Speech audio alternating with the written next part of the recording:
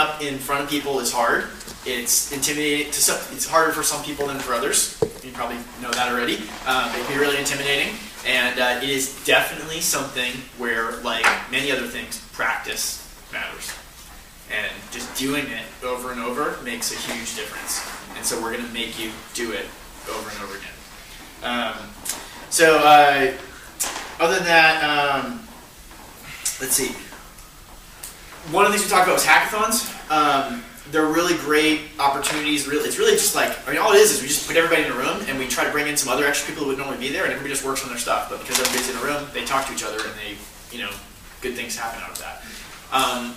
I tentatively scheduled one for this Saturday, thinking that it would be a good way to kick stuff off and have everybody start really strong by starting off the semester and everybody getting together.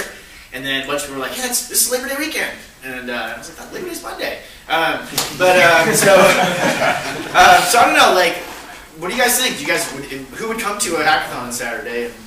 Would you like to? We'll be there. Looks like we got it pretty good. When? Yeah. What time? We usually do it from noon to 4 or 5. We do a football game. Thank you. That's enough. I didn't ask you to talk. So that looked like a pretty good turnout. So I think we should go ahead and do that. Most of the hackathons are going to be right here. For this one, we have it scheduled at Capital Factory, which is down the street downtown. Who knows where Capital Factory is? Some people. Okay, so Capital Factory is a startup. It's a bunch of things, but one of the things it is a co-working space downtown. It's about 10 blocks from here, so you could totally walk there from here.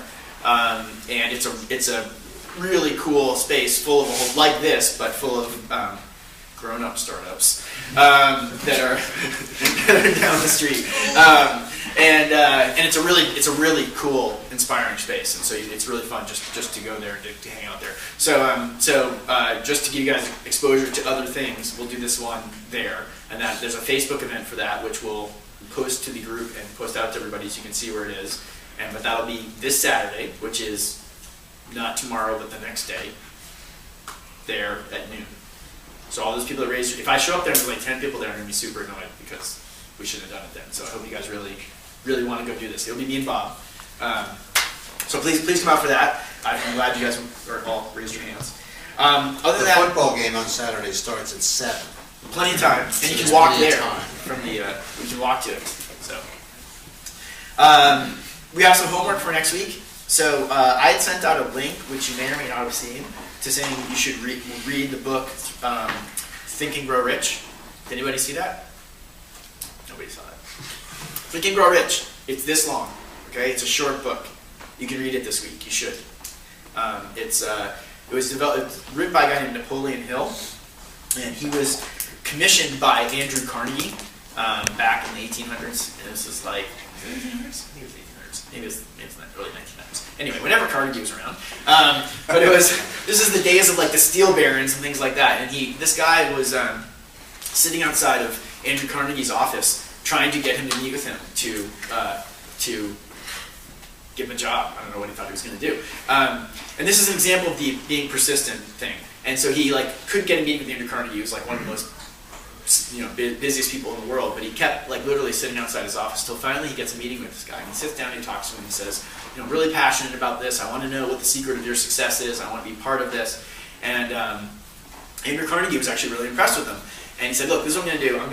I'm going to commission you, and I'm going to basically pay you to go figure this out. I want you to go figure out what makes entrepreneurs really successful.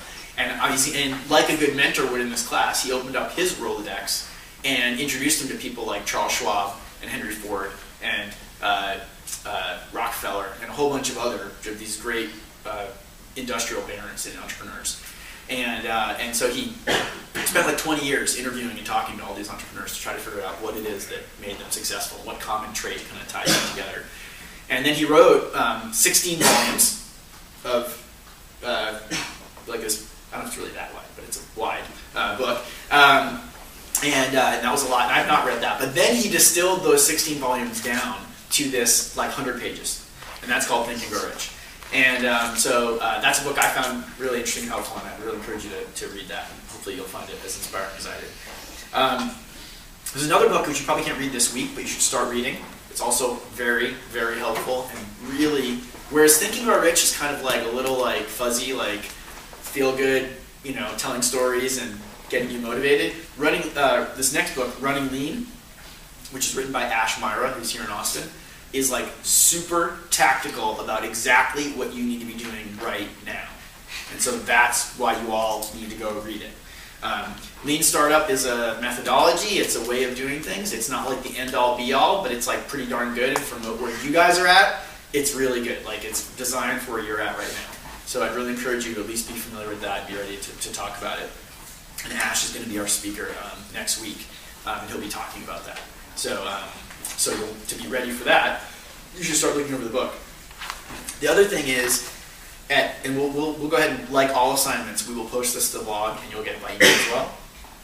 You should go to leancanvas.com, L-E-A-N. If you use the code One Semester Startup, you can sign up for free, one with a number 1. Lean Canvas is a tool. It's like a web-based tool that allows you to kind of map out your business and think about it. And you all need to do that. One of them for each of your companies, not like one per person. One for each company you need to complete for next week.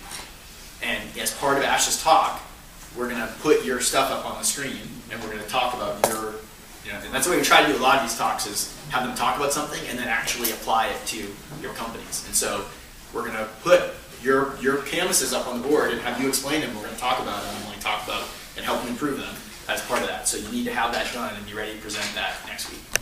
Internal housekeeping question. Do we have examples from last semester that worked particularly well that we can post on the Facebook group? Yes.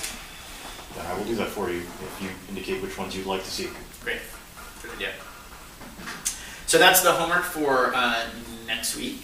And again, the topic then will be Lean Startup with Ash. Ash is awesome. He's a nationally known speaker on this topic. He just happens to live here in Austin and run the local Lean Startup meetup. This generally how fast it's going to work. Like you'll get something to read or something to watch for the following week, and something that you might want to bring in and present or something like that. When do you want to start the updates? Because tomorrow's Friday. Correct. Great question. So should we start tomorrow, or should we wait a week? I think we can probably wait a week. So probably don't need to do Everyone hear that? updates this Friday. So the startup, that weekly update of progress and priorities that you all share with your team and copy us all in will not be due this Friday at midnight, but a week from. Yeah. And it only takes a couple minutes to write, so it's not a big deal. Yeah. But it is a big deal, but it only takes a couple minutes to write. Actually, it should be written really well, too. Yeah. That's probably the hard part. And by written well, meaning that people will want to read it. It's a good definition. I like that. So that's pretty much all we had to cover tonight. Anything else you want to add? Does anyone have any questions? No. Best place to park. Great question. So I park right in front of the door because it's street parking, and by the time our class starts, it's free. So it's parking on the street right around this building I usually put my car directly in front of the door. It's really easy parking, and then if not, there's I think there's a garage right behind us, right? There's a Wells Fargo garage right there, but it's $5 a day. Is there any way to get something worked out with them? No. No. $12 a day. 12? There's plenty of street parking. Yeah, there's tons of street parking. There's street parking. You might have to put in the meter for the 5 to 6 if you get here early or something, but like at 6 they're free. All right, great. Thank you. We would also walk here. Yes. I have a parking pass to get into the garage, so I'm set. But I walk here. It's only, for me, it's only like 20 blocks or something. But it's really funny. Students have I know you have some sort of special situation, but students think that this is 2 blocks off campus. One could actually walk here in under 15 minutes from ENS, which means a computer scientist. 15 minutes. What's Maybe that? a little more than that. Maybe like 20. I have walked it in 15 flat from here to ENS, and computer science is closer. I want to raise. Related comment. So there's this cool thing called what's it called? The N Pass, I want to say. So it's like $60 for like a year, or it's pretty dirt cheap. And what it is it's you can park in all the UT garages after 5:45 p.m. on weekdays and until like all day, all weekends. Yeah, it's So great. you just like stroll up and just park your car in the garage and just like walk, like you literally leave the building. It's pretty nice. Yeah, I good have point. the awesome. What was that called? As the End Pass, I want to say. I'm terrible with names. Yeah, anybody can buy a parking pass. All the they just have different letters to designate like where you can use them and how, and the end one's only for a night.